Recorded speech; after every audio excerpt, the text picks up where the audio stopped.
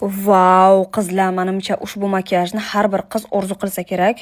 Juda ham chiroyli, ko'zimiz выразительный bo'ldi, lekin hamma ham bunaqa bo'yana olmaydi. Kelinglar, bugun sizlarga juda ham oson yo'lini ko'rsataman. Birinchi bo'lib toner bilan yuzimizni namlantirib oldik. Dalish bizada Bobbi Brown baza и SPF. Aytib qo'yay, kojam juda ham quruq. Qoshimizni tarab olamiz va 3 ta tonalka aralashtiramiz: Chic, Lumen va Estee Lauder.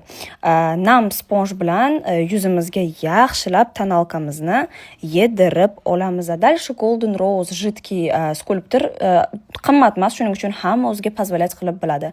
Kist yordamida tepaga qarab ana qilasizlar, rastушевать, чтобы yuzlaringiz kampirday bo'lmasin. Dalish bizga от Rode румяна жидкий, консилер от Chic, buni ham rastушевка qildik. Рассыпчатый pudra обязательно. Dalish любой tengni olasizlar. Menga bugun пыльно розовый. Обязательно Selena opamizni olib highlighterni surdik. Skulimizga ham, ko'zimizning ustiga ham. Mana bera moment истины.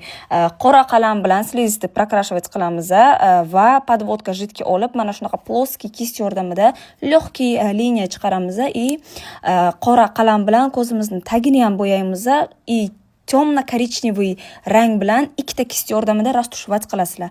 Cabaret tush 765 manga qalam, как всегда, va korичневый pomada и Rode rumyanani o'rtasiga surdim. Oxirida aksessuardan blesk.